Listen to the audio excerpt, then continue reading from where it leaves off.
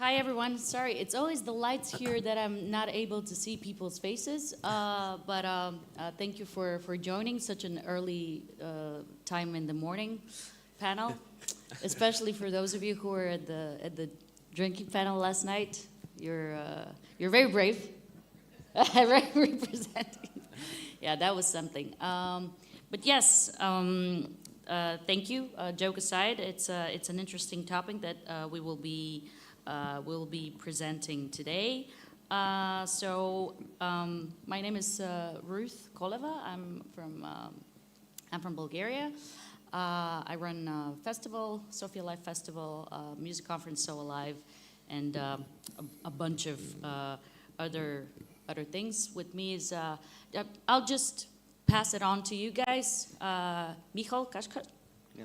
Hi, hello. Thanks for having me here. And my name is Michal. I'm from Slovakia. I do Pohoda festivals plus Pohoda festival since 1997, plus several smaller festivals like Festival for Homeless People, etc., etc. Hi everyone, I'm Admir. I work in a regional ticketing company, Entrio, who operates in Croatia, Slovenia, Bosnia, and almost in Serbia. I'm a manager of Goran Mičić. He's, let's say, one of the biggest comedy acts in the region. And I did a festival, Ska Festival, Ska Punk and Reggae Festival, 3,000 people like 10 years ago. Hello, my name is Giedrius Klimašauskas and I represent Stay Live. I'm co-founder and co-owner of several companies in the Baltics and Poland. We do live shows, exhibitions. A part of that, we have the ticketing company, the second largest in Lithuania, and we're in business since 2002. Hi, my name is Igor. I'm working for Exit Festival 20 years now. I was working in marketing department for a long time, like 10 to 12 years, and after that I switched to the booking department, and like I'm doing it for like 4 years now, and I have a new role. Recently we have a new conference in Croatia that we launched this year called Bridge Conference. And I'm some kind of a project lead on that project. So that is my experience so far. Yeah. Congratulations on the new role. Thank you. So today we're going to be talking about festivals versus solo. It's framed reality, but is it comparable? That's my first question. As an experience for the audience, as an experience for the artists. Michal, as a great representative of one of the coolest festivals, I want to ask you that. Do you think people nowadays kind of blur the line of, the festival experience and a solo headline concert? Yeah, so I think that I take festival as an art. So for me, we can speak very long about this topic, and I like this topic a lot. I think that both things are important, solo shows and festivals, and it's like one environment, one space, which is like coexisting together. Plus, of course, clubs, small clubs. It's the base, the most important part for me. Of the music life. I don't like the word music industry. But what we see now is that arena shows are taking a lot of, not in Slovakia. In Slovakia, we still don't have too many shows. It's different in Czech Republic, for example. We used to be Czechoslovakia, so I'm following also Czech scene. But in Slovakia, we don't have big problems with solo shows or big arena shows because we don't have arenas and we don't have enough people in the country. But it's becoming a big problem for other countries. And from my perspective, the most interesting and new concept is something between arena show and festival, which is just one long evening, or you start in the midday and you are ending around midnight. You put like 2-3 stronger acts and few local, and you are pretending that it's a festival. But you don't care about campings, you don't care about toilets. camping, Yeah. yes, and other things. So people are not sleeping in your at your venue, and they call it festival, but it's not festival. It's something like long, not solo show, but show of few artists. And this is becoming problem. For example, in UK, big problem because it's taking the money out of the traditional landscape of festivals. And what is starting there, it will come sooner or later to also to other countries. So this is becoming, from my perspective, big problem, and plus all this 360 degrees dealing, like your artists, your venues, sponsors for the whole summer, etc., etc. It can affect a lot the situation with the festivals. But in general, there were many crises in the past with festivals, and I think that we will go through this as well. What I see as maybe I'm speaking too long, but what I see as a danger for festivals is that the young generation in Western Europe, and again, we are following what's going on now there, so it will probably come also to our part of the world. The young people, they don't like camping anymore. They are I was just going to point that out in my next question. Yeah, but you- fewer and fewer people in campings. Yeah. And they want to have glampings, etc. I know that we will go also there, but this is something what we are not facing now. We have, our campings are absolutely full. The young people still love to be together, to drink together, to do the teeth brushing in the morning together and everything. Like, we are still the happy ones. So we are still not there, and it's from my perspective, it's combination of like pressure for commercial world, etc., etc. But I don't want to go too deep because I think that we will go there later. But in general, I'm optimistic, and I think that if you have just to think more about how you want to profile your own event. I absolutely agree, but I also want to note that I think newer events, so, in my market in Bulgaria, we didn't have, camping festival. I can't even remember since when. But in the recent years, we have massive, like almost 1,000% growth of live music industry. So I will use the word industry because it is an industry after all. But the majority of the events are either, as by the way, our festival, we have a curfew when we're a city festival. So, we shut off at 11:30. We have a day program and it continues until 11:30. So it's even impossible for us to have camping. But the audience doesn't really want that. My point about the camping and not having one is also in reference to something I just saw I was in Berlin for a Future Festivals event, and there's many campaigns of how to reuse the waste from the tents. Because in this part of the world is not such a massive problem, but in Western Europe, and the difference here also comes in purely financial thing. We're poor. We don't throw away our tents. We pack it up. We take them out, and we use them again in the mountain or something. But the waste from the camping is actually massive. Wouldn't you? Yeah.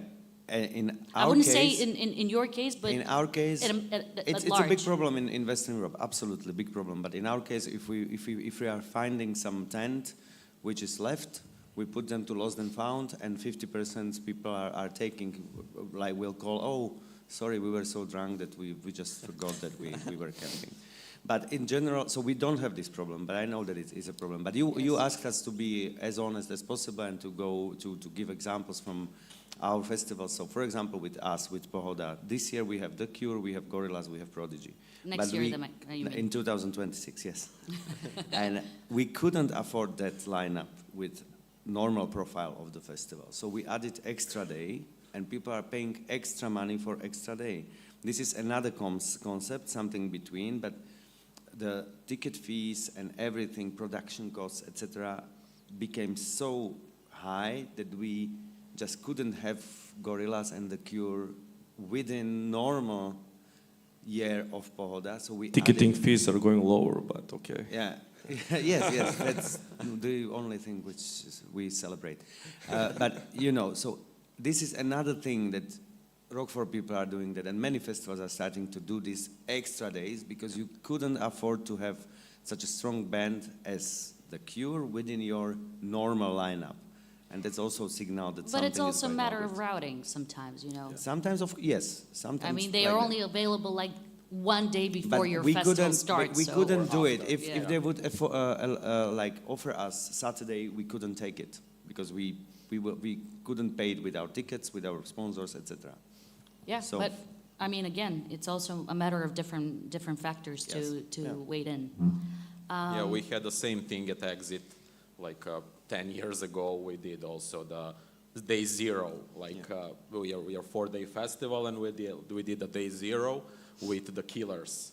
That were like we couldn't afford to bring them included in the 4-day festival, so we need to have the one extra day, and like price was like people should pay more for that day if they want to come. So that was the hybrid version of the solo show versus festival. Yeah. If I can say a word about it, I think there is a room for every format, and there is also target audience that likes the camping, and there's the new generation that likes going to gym and going home at 12 a.m. and going to the folk club after the, I don't know, some alternative audience. But in the core, maybe I'm old school, but in the core of the festival is the community, the toothpaste sharing, to find someone, the energy that you are living free day on some great greenery location or whatever the festival is, and you bring some extra power, and the music is there, and the music is curating your identity from the sociology perspective. The music and the lineup is curating your identity in your 20s, let's say. And now is a little bit different from the side of the industry. There are now in Croatia on these solo shows, there are like tables with booze and everything. So everything is going in the terms of profit, because you need a table, you buy a table. You know, what is that experience to drink from a table from a bottle?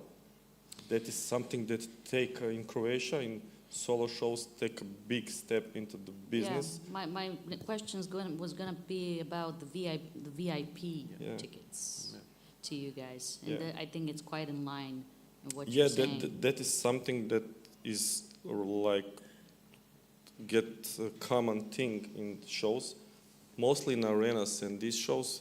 And that is also a problem for me, maybe not because I'm not organizing, but in the front row, there is an artist, then there are tables and people drinking from the bottles. Like, what is the experience? Artist is singing and you have people looking at you and drinking. There is no fun pit like crazy atmosphere because the bottles are really expensive and you get much money from the beverages, you know.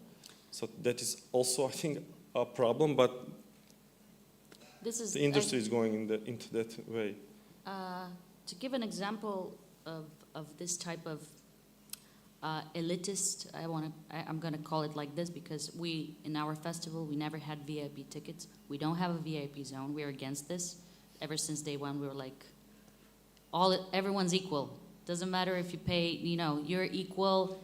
There's no special zone for the people who have more money. I personally don't like that, so that's our call. I'm not saying everyone else should do that, but last year, Coachella with the Blur, people were like not kind of engaging as an audience. They were just like taking selfies towards the stage and all that. You know the story, right?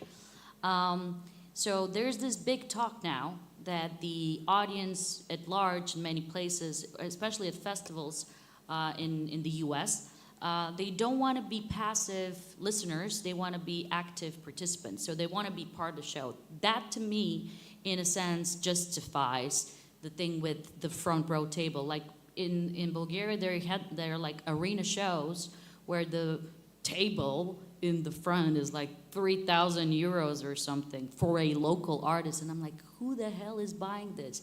And this artist sold People are out buying that, 5 consecutive arena shows, and the first ticket that goes is the VIP with the bottle in the front. So, but from the organizer's perspective, who is profit driven, he's just putting these tables and people are buying it for a lot of money, and he's doing the profits and he can do other shows. So it's there is a need also for that. No, but no, I I'm not understand the sure. I'm not financial. sure where is the balance. The thing is that and I want to ask you, Gidrus. Yeah. So the thing is, why do people are inclined to do this? It's almost like you're feeling more special than the rest of these losers who bought regular tickets, or you want to be closest to the artist. What's the mindset here? And is it the same in your market? Are these like very special VIP? And by the way, back in the days, I remember there were like VIP tickets for a meet and greet with the artist, but that doesn't quite even exist anymore. It's like the front row champagne table type of thing. Well, I won't say a lot about the VIP tickets. We did had a few. The last one was Baby No Money tour, and Matteo Bocelli, and we sold like for 120 euros, and we actually sold out those VIP tickets, actually meet and greet. But I just want to get back to the point in the beginning about the festivals versus solo shows, is that, well, differently as Michal, I have a little bit different kind of mercantile approach to these. We need to cater the audience, and we are the industry, because in the end of the day, we are responsible for our crew, for our offices and overheads, and we need to pay salaries, so we need to meet our ends. And so the festivals need to make business. I don't know how many in the audience are ready to keep up with the losses doing a festival until it's gonna be having a green balance. But it's just a question of patience. But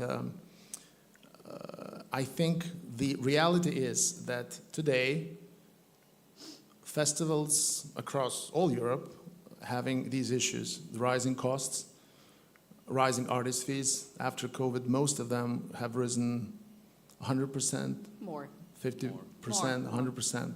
No, more You than 100. cannot put that with the ticket prices. You cannot ticket price for the festival instead of 100 euros to put 200 euros. You cannot. Oh, only if you're joining the Eurozone.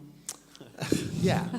So I'm not pointing at myself, but I'm seeing some crazy stuff with the ticket prices. And then there was a big behavioral switch for the audience, so for which we need to cater after. They don't, for them, they associate festivals with mud, with queues, with bad toilets, you know, and there's, and versus they like the one unique night with the artist they really love.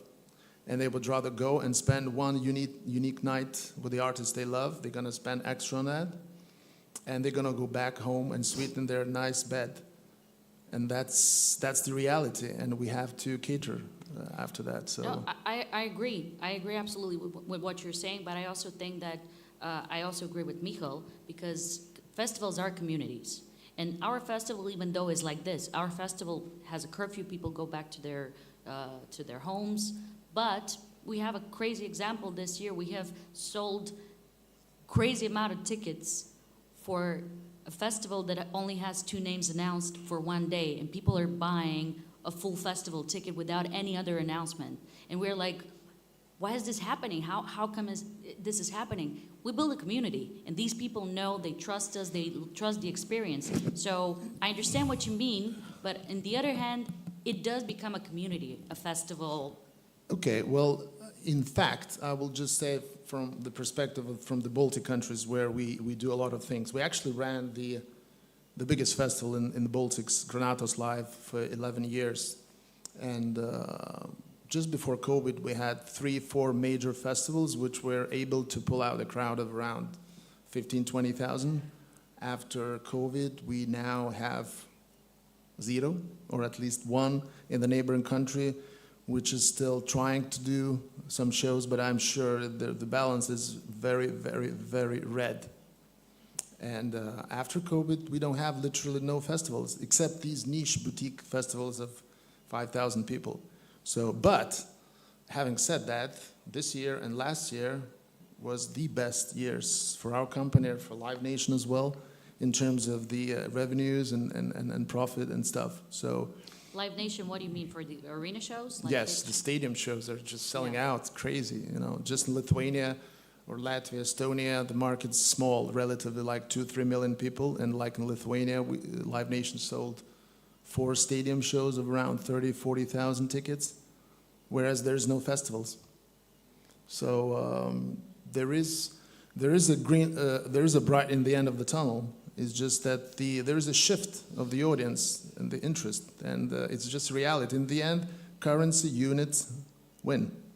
I'm not disagreeing with you, but I want to shift back to the topic. So we're talking about festivals at this stage, but the reality of costs. So many artists, it's now becoming much more difficult to book artists because they're just going straight to headline shows. And one thing that, of course, we know the reasons behind that. They have more control, and the money's better for them. One thing that we did discuss the other day, which doesn't really come to the equation, is also copyright money. Because when you're in a festival, for example, in Germany, which at the current status, GEMA is distributing funds from the copyright of the music equally from the smallest possible band on, broad daylight at noon in the smallest stage to the biggest headliner. I don't necessarily agree with that. I'm just explaining what the system is. So if you have 200,000 euro fee of a band, then the copyright money, if you're also owning the copyright as the artist, because many artists do have the copyright of their music in the publishing, in some festivals they're getting very small add-on money from the CMO. But when they're doing a headline show, they're actually getting the full amount, which sometimes in some countries is 7.8 or 8% from the total, not only the ticket sales, but in some countries is also funding, sponsorships. It comes in the whole pool that is under tariff. So imagine if the pool is like 5 million euros, then it's actually quite a lot of money. So I'm just giving this as an example why it's not only the economics of the show itself, but also the extra incentives that I think a lot of artists are currently looking at that. With that in mind, do you think, and I'm going to ask Igor here, do you think that the fee,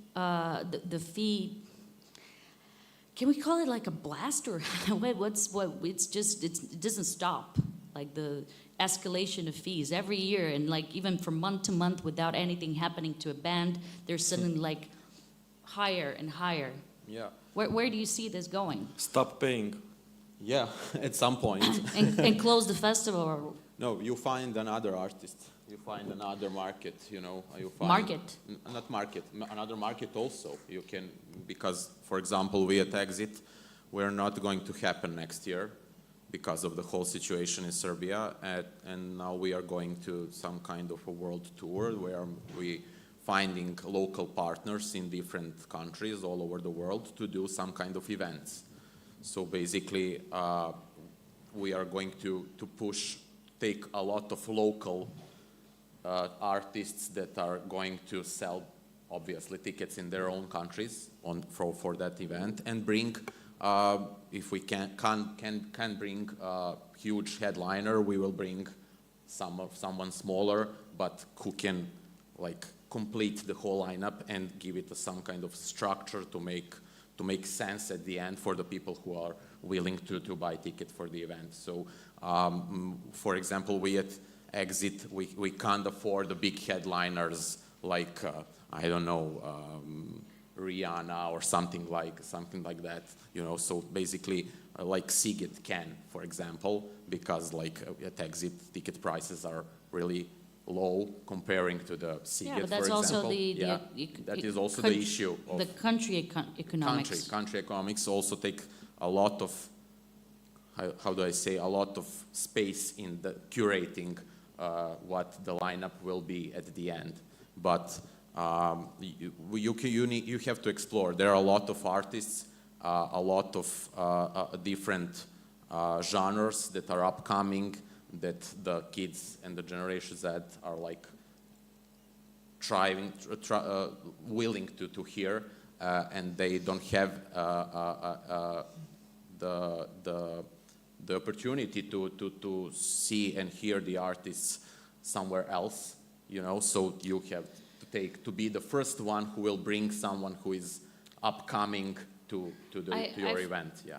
I understand you, but I also don't feel that this is, I think it's very hard. Michal, what's your take on that? I think for this year, because your lineup, not this year, next year, I'm already thinking in 2026.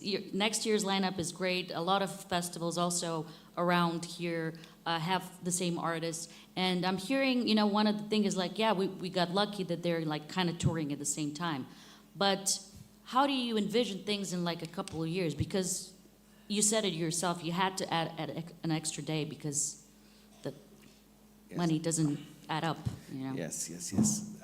To be honest, I don't know, because I think that we would need to change the formats in maybe not so, like maybe very soon, maybe sooner than we expect. And it's because, for example, we used to spend 30-40% for headliners. Now we are spending 70-80% for headliners. The rest of the money is going to 100 other bands. It's insane somehow. With direct licensing, it's absolutely big problem, and it's something against, from my perspective, of course, against the normal solidarity or setup of the system, which helped also to big stars when they were young bands or not known bands, and when they were receiving money from PRS companies and from GEMAs and etc. And now, when they are strong, they are asking us for direct licensing. It's not normal. It's abusing of your power, and it's something which is destroying all, from my perspective again, the whole setup. Who's asking you for direct licensing? For example, The band? Iggy Pop. Yeah, and but the band is asking that. That yes, was my point. for example. Yeah. And I'm mentioning it because it's known fact, but we are fighting, and we didn't pay it till today. We are fighting, and we say no because we paid what we would pay. To the Copyright Society. Yes, and it doesn't affect our like costs for that, but we don't agree to put something extra. And I think that we as an industry, if we would use this term, are doing the same mistakes like we can see around us. Like when some part of humans' activity is becoming too successful, we are like building corporates, we are doing that and that and that and that. And in the end, we are like wondering why somehow can control everything. And we are surprised that the system we were dreaming about. I grew up in communist country, and I was very happy when it changed, and I'm still very happy that it changed, because it was catastrophe for culture, absolutely catastrophe in Czechoslovakia.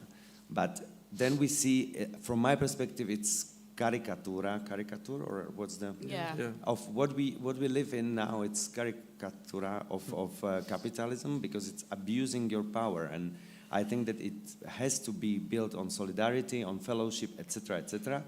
And if we are speaking about industry in general, okay, but we are dealing with art, and art was always connected to business for some people, but also to emotions, to self-expression, to things I'm still believing in, and that's something very important. I'm believing in community. I'm believing you can create, by the way, fantastic community during solo show.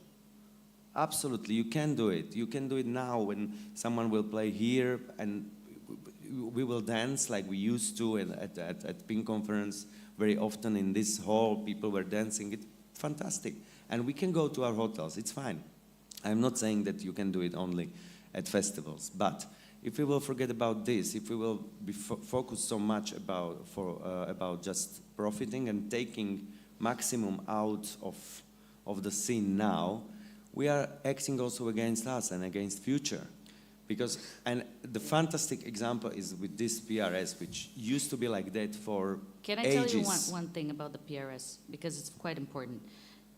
AI-generated music now is taking completely overtaking public performance. So everything that is being played in coffee shops, in nail salons, in fitness, is now AI-generated music. It's the same going to happen with broadcast. So TV stations which played background music, which they were paying for licensing with PRS or Gamma or Boom or whatever, it's now becoming AI-generated. So broadcast and public performance royalties are going to go tremendously down. And I'm not talking about small money. These are millions of euros.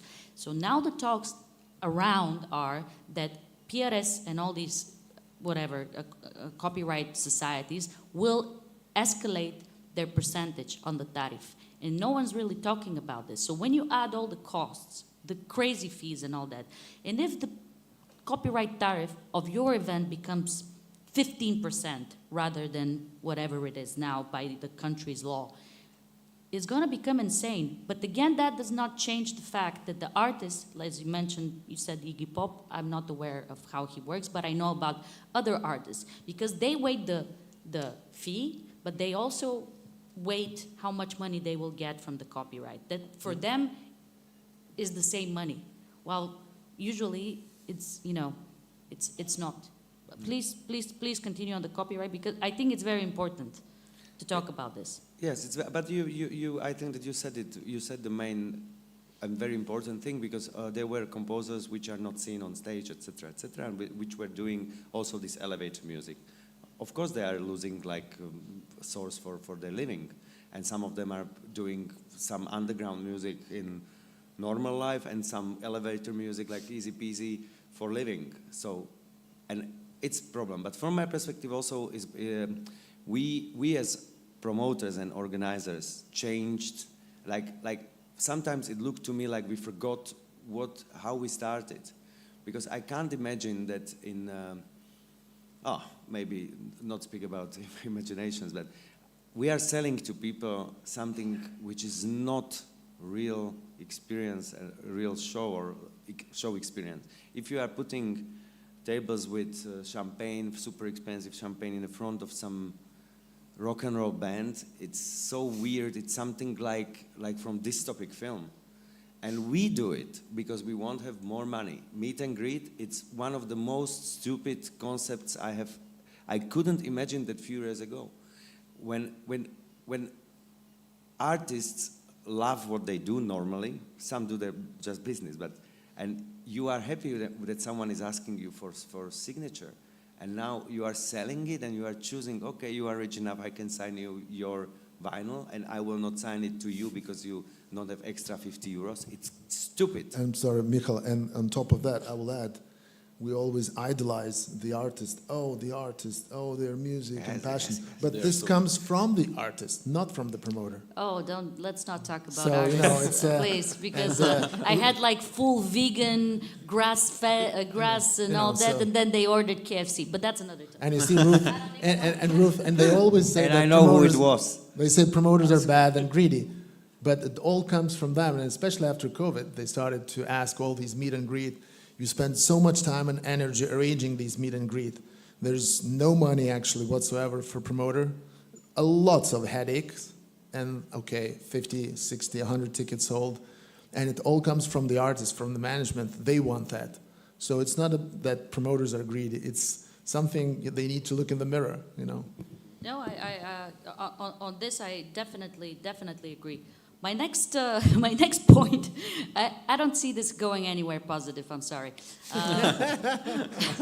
My next point is I'm now having these discussions with fellow other promoters. Some of them are amazing people, and I love them. And they're like, "Listen, you have to change your dates because you have to work." Okay, Michael knows what I'm talking about, right? So you need to adapt to routing. And I'm like, I don't want to adapt to routing. I have my dates. I like that weekend. I like the weather. I like the green scenery. I like that time of the year for myself. They're like, yeah, but the routing.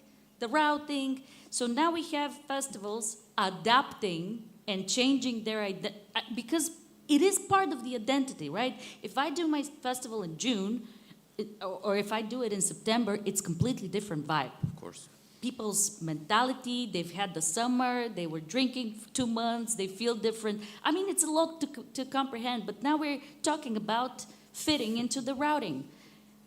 Micho, tell me what you think about the routing. Jazil, I liked what was said here during the previous panel.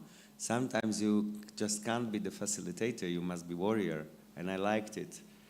The guy from Boom Festival said it to Ivan, and that's the thing. We were asked to change it to be in the same weekend as open air because it would be much easier, and then to be in the same weekend as I don't know whom, and I said no because I want to. And it's not easy sometimes. You are losing artists you are dreaming about with some for years, and you have it on the table. We will do it if you will move your festival to 3 weeks later date. I said no.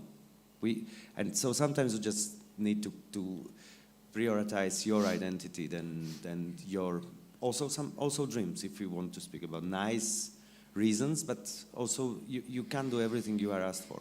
Yes, but with that in mind, I think in the future years, festivals who decide to keep their identity, Igor, you can also address this. Do you think, what is it going to be? Are we going to be just rolling a dice and hoping we get lucky? We get lucky with an artist that we like or the artist that we believe in? Yeah, I assume we will go that because I don't think for us, for example, we are not going to change our date. Like 25 years, we are happening second weekend in July, and that's it. So basically, there is no artist that we want to have on our event, and that we are going to move the dates for because of it. So we will find another way, as we are doing all these years. So it's whatever comes, right? Yeah, it's we will find another concept, we will find another artist, and we will have the Yeah, but Igor, that's not really the reality, because many years, and also in Exit's history, you were curating the festival not by what was available, just, oh, this can happen, we'll we take have our wish list. Yes, so you do it by your, your taste, and that's what also is the identity of a festival, Exactly, right? yeah. So it's not like whatever drops or whatever the agents are like, hey, book this, and you're like, what is this? No. I've never heard this band. Why are you offering it to me? So what's the plan here? Because yes, headline shows, solo shows are rising, and there are new events which are framed as festivals. I'm not criticizing them, by the way. Yeah. It is what it is. But there are festivals who are like every weekend for a whole month. And that's a completely different concept. What do you guys think about that? You know what I mean, right? Yes, well, I think it would be crazy to do what somebody said, to do the same thing many times and expect different result. So we need to reinvent ourselves. For instance, we put on pause our festival, Granados Live. Last year was the last edition. And now we actually are looking at doing the things, the bad things, as you said, the city type festival, or like city events, because this is what the audience wants, this is what sells, and this is what actually at the end, this is what the agents are willing to work with. So we have to, to adapt. It would be crazy not to adapt. So we're looking at, for next year and for the following years, how we could make use of that, use midweeks as opposed to weekends, because weekends, there are only so many weekends during the summer, and there are really some strong festivals across Europe, especially the western part of Europe. So we will capitalize on the midweeks, and most likely we will be looking at doing city-type festival, because this is what actually the audience wants. And I'm sure it's going to be much more efficient and effective as opposed to regular festivals, which are dying out, at least in our part of the world.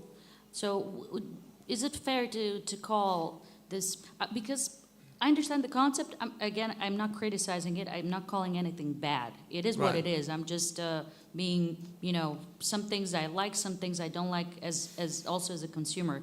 But a festival that is running the new concept of a festival that is running for 1 month, and it's in weekdays and weekends, and it's like every week, it's like a series of headline shows. They have Correct. 2 to 3 bands on night, and it's continuing. It's not selling tickets for the whole month.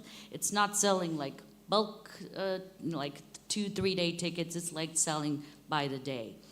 Is that where festivals, it's like merging with the solo concept? I'll give you an example. Well, I was just trying to book a few artists for next summer, and the answer from the artist is, yes, we are available on this particular weekend, but we want to play a festival. And I said, well, we don't have a festival on those dates, and we actually don't have any festival, you know. And they said, well, look, are you happy with the financial proposal? Yes, we kind of okay, but we want to play a festival. I said, well, we can create for you something, kind of city type or series. He said, oh, okay, well, that sounds nice. Well, what would be the budget for those extra bands, which afterwards you would call a festival? I said, okay, the X amount we can put it on, and then we would start the show not as a solo show, but we would start, let's say, at 5 p.m., do 2-3 support acts, and then you go, you know, as a headliner, and it's going to be a festival. Would that be okay?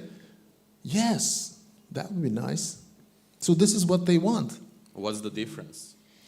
I don't know, actually, in the end of the day, what's the difference for Because- them? They think that because- probably the yeah. set list is going to be shorter. They're going to bring a little bit less production. Yeah, So I think that's the probably. thing. Because you have already the artists who are playing before you and after Yes, you, yes. even if Or it's the so- audience going to be drunk enough at that time to... Yes, but the reality is this is what they want. They say, well, I cannot confirm you the headline hard-ticketed show unless it's a festival. Everything else, it's fine. We're available on the same date. The monies are fine. We want to do festival. So we need to create one.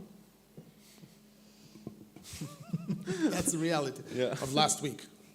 No My comment. Can I say?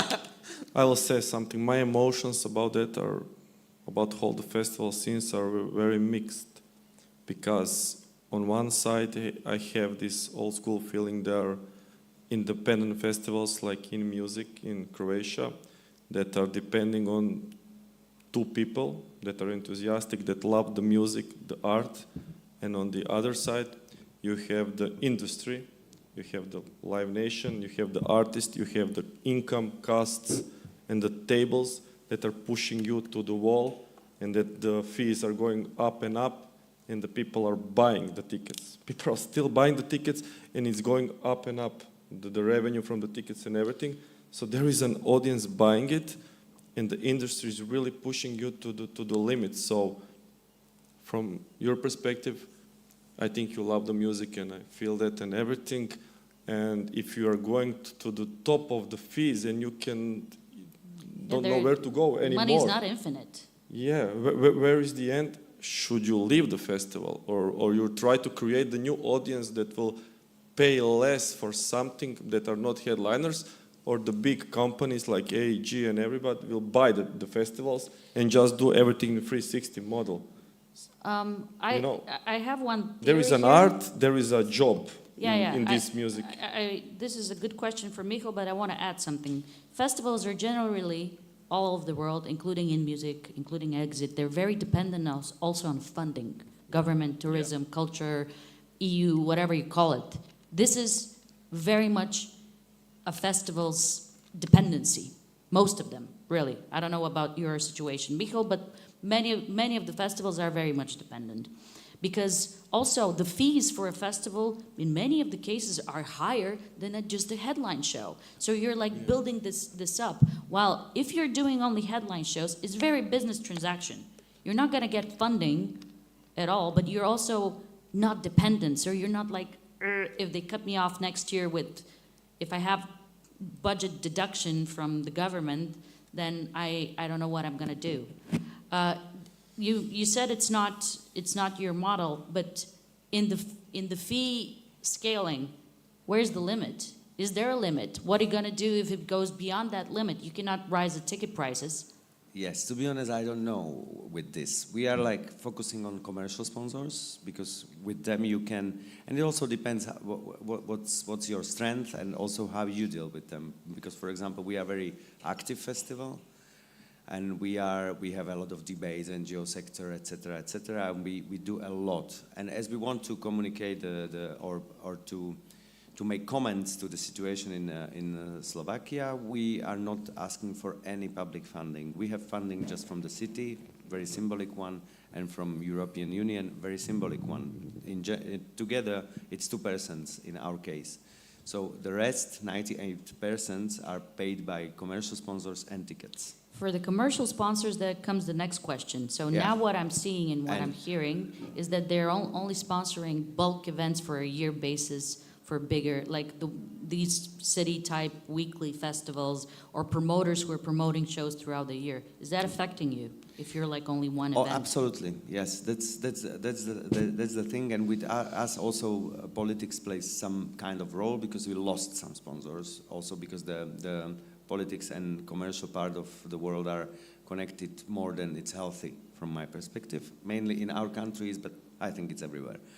It's the same in Serbia. I was Yes, just it's gonna say, I don't Same. even think because you're like the poster festival of Yeah. like Yeah. what can happen if Exactly. you go against the government. But Yes. again, this comes to the point of dependency. But yeah, Yeah. So, but you ask about this funding, and it's absolutely true. Maybe also that's the good reason to organize festival when it's a solo show, because you can put some nice words below that you are fighting for, diversity or anything, and you can then maybe find some nice fundings. But we don't do it like that. So, but this is fantastic topic, by the way. We can speak here the whole day. And I think it's more philosophical question in the end, because it's what you want to do with your festival. For example, this year we did big survey at Pohoda. you did what? Did survey. Aha, with, survey. with it. And I was partly I was very happy, and partly I was very disappointed. Because, for example, we created such a strong community that we sold 7,000 tickets on site during the festival in 2025 for 26 without any confirmed artists. 7,000 people decided on site to buy tickets because they trust us so much. But we found out that 24% of people were the new ones at 2025. But what was the disappointing thing from my perspective, that only 25% of people like to explore new music at festivals. And from my perspective, it's from the main reasons to create a festival. Because, okay, you put gorillas, you put that and that and that, you put killers, but what do you do there the rest time? You are exploring music from my perspective, and you follow the festival, you trust, or you see how they create the festival, and if they do it well, you can buy ticket also without any announcement.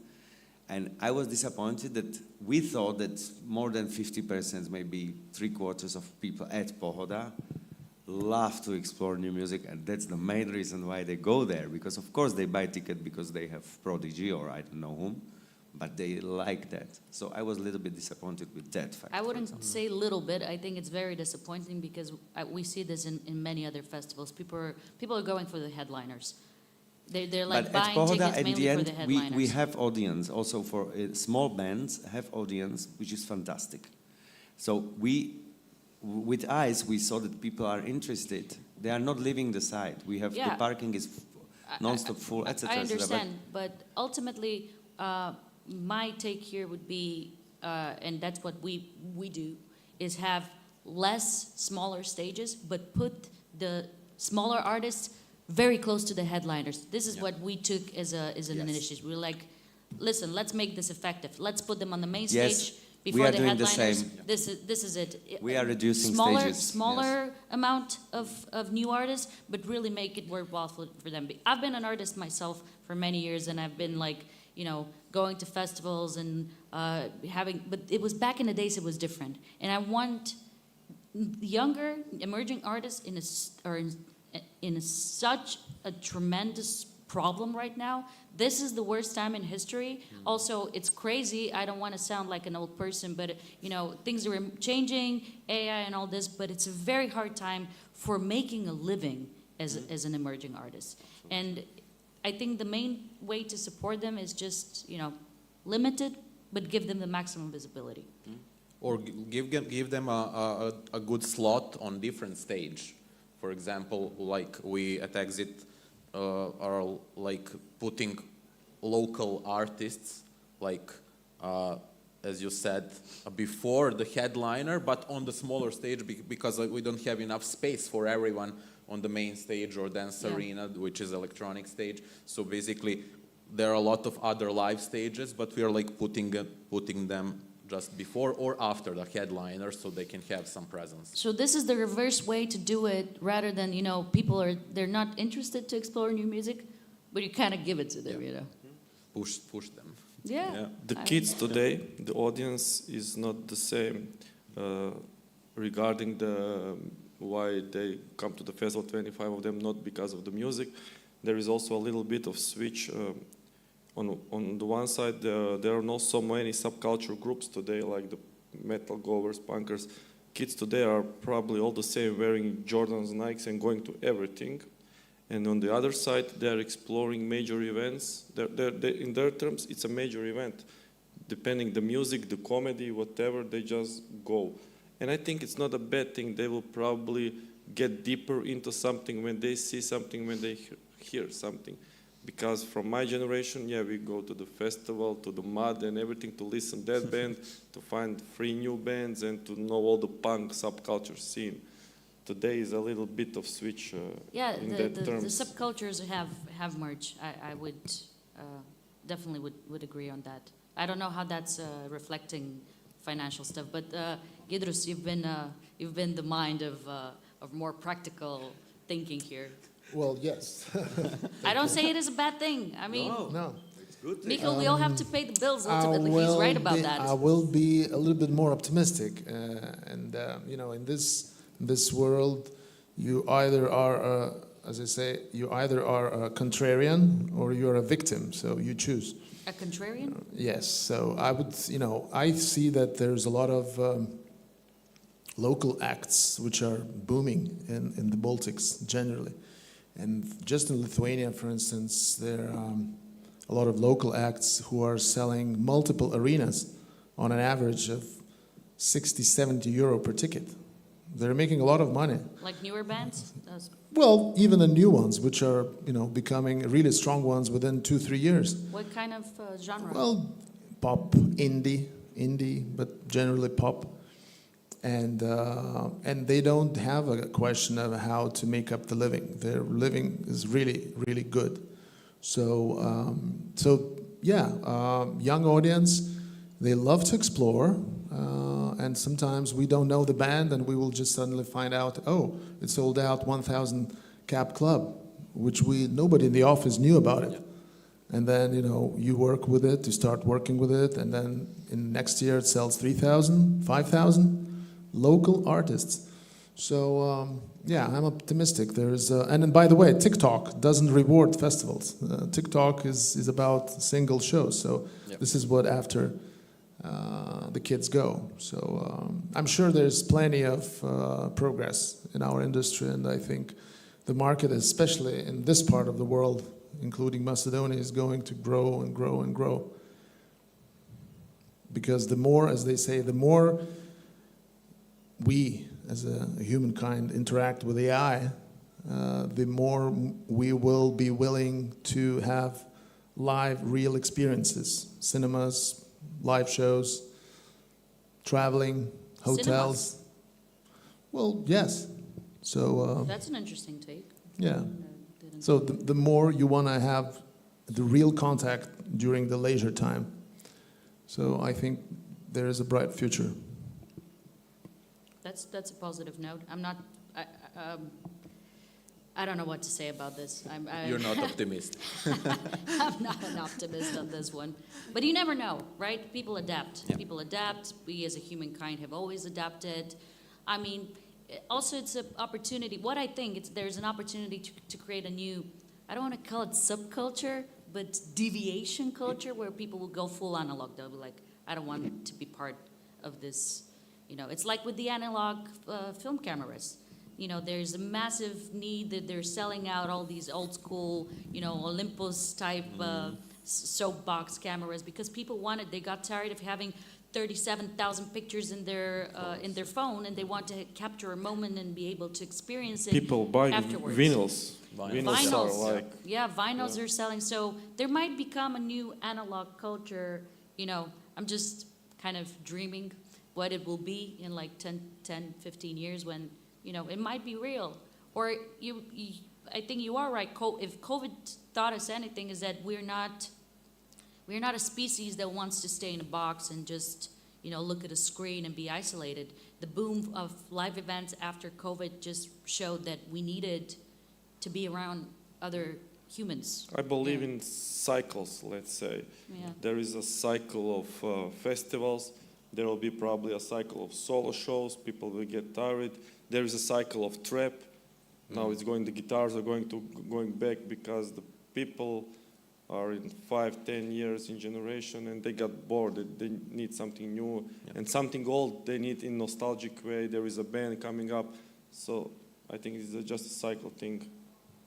And the vinyls are proving, let's say, one argument for that. Yeah, but you know, that is very rational with vinyls, because you open Spotify or you open Netflix, and sometimes I personally spend 1.5 hours trying to pick what I'm gonna watch. Well, you know, if I just put a TV channel, I'm like, well, that's it. You know, this is what I'm watching. It's like, it's that simple, because you, at some point, you want to have a pre-selected something that you know you would like, rather than just dive in and not be able to, you know, choose. And just the infinity of information.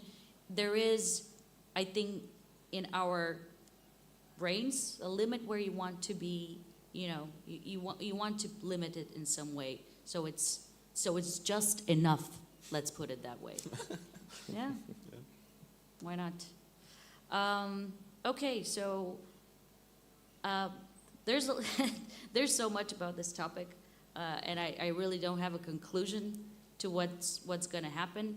The only thing I fear, but I also think it's happening, is that there will be more and more limits to what festivals, big festivals like Pochoda, or you know, I don't know what's going to happen with Exit, but including for ourselves, what we can present. Because yes, this year and previous years, it's, you know, roll of a dice, whatever's available. If we can fight, we can make it work. We're like combining different elements, working with fellow promoters, trying to like secure some artists. But the availability I think will go down. Also because there's so many of these other type of festivals, like the city type or the session type or the just headline shows. So it is in a sense a matter of, it will be a matter of survival for many of us. And that's the sad part. But then the happy part is, you know, as you said, we need connection, and people want to be part of a, you know, they want to connect, and festivals are an amazing platform for that. And PIN is also a good platform. Actually, this is also a good thing that we connect. And I think there's a lot of bright persons in the room, and which I would have never met if I hadn't come over here. And I would just encourage everybody to connect and meet with people, you know, with me, with you guys, and we can build up the bigger power, buying power, so that we can get better artists for less and tour across East Europe, because this is all about. And I think these Unfortunately, the platforms Baltics are too far away. it's 2 hours flight, so it's not that far. It depends how you look at it. But this platform is nice. We meet with people, and who knows, maybe next year we're going to do the tour from the Baltics up to Macedonia. So I'm very optimistic in that sense. Yes, I hope so. And final word from all of you guys. Igor? Something nice? Something nice and positive. Yeah. Yes. Yeah. Or just not nice and honest. You can say Yeah, whatever you yeah. want. I don't know, like, I think that we should keep going and try to adapt. Everything is changing, the world is changing every day. So, like, we love this job. We love to be in this music thing. music life industry, whatever we call it. So just find a way to do interesting and new stuff. Try find a way to engage with the new generations, and like keep positive thinking. And I think we will hang it. You know, we'll hang it on. Keep hanging on. Okay. Yeah. I just had a thought of my final words is like, I think festivals should stop overpaying for artists. I think the festival fees should be lower than the headline shows. I agree completely on that. I don't know Yeah. why that's suddenly from the whole financial point. I'm like, we have to kind of discuss this a bit. Admir, from you? I think there will be an eternal fight between the art and the industry. I think there is a greedy chain, fucking greedy chain that is going longer and longer chain, and there are more and more middlemen, and the fees are going up and up. And I think the economy and this human ratio will just put it in a way. Someone will fall, and the people, the community, the ticket buyers, the party goers, they will need to go into the feeling with the artist. And if, like the Cure and all these dynamic pricing, and the artists need to say stop to the booking agents, to the managements, to the everyone, to the big industry players who are doing massive things to disrupt the industry. So I think in all in one, it will go just in a way that some artists will go with their ticket buyers and they will lower the prices because they want more people to see them. Some will not care, some will take the money, and I think there is a place for everyone. Yeah.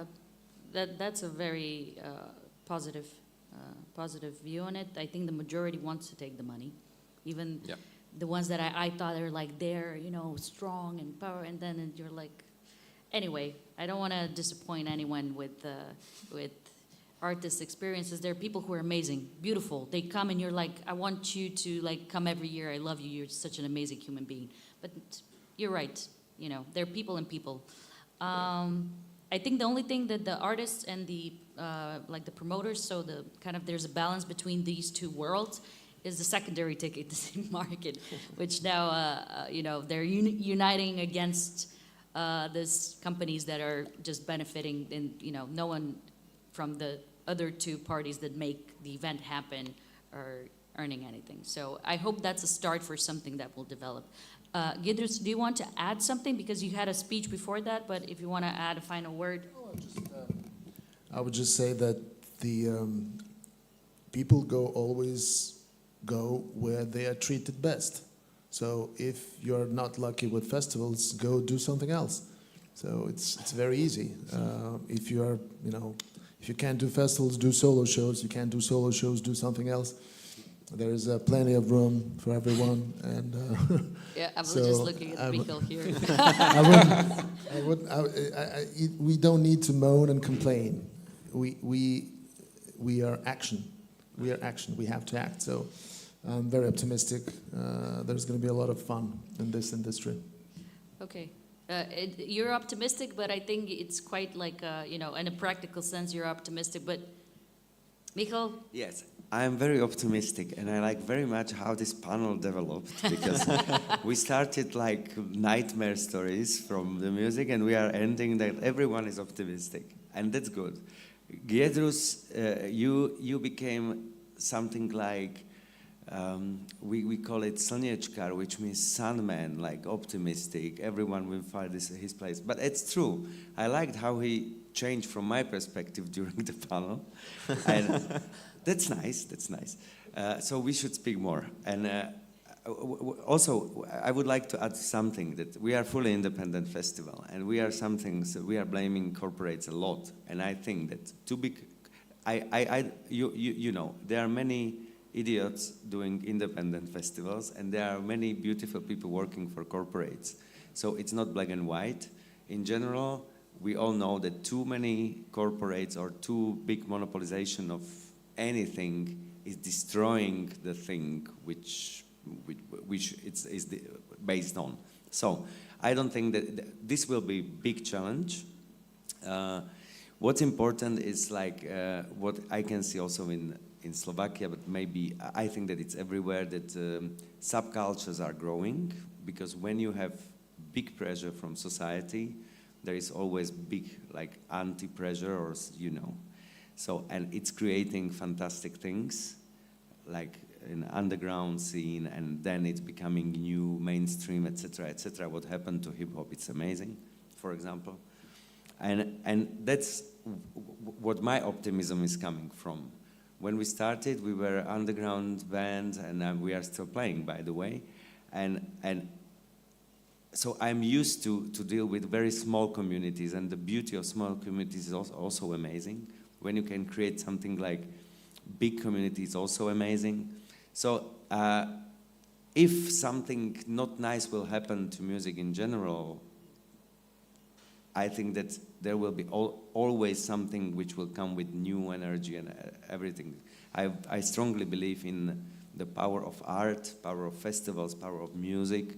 And we see also from history that music or artists were part of big changes in direction of the planet.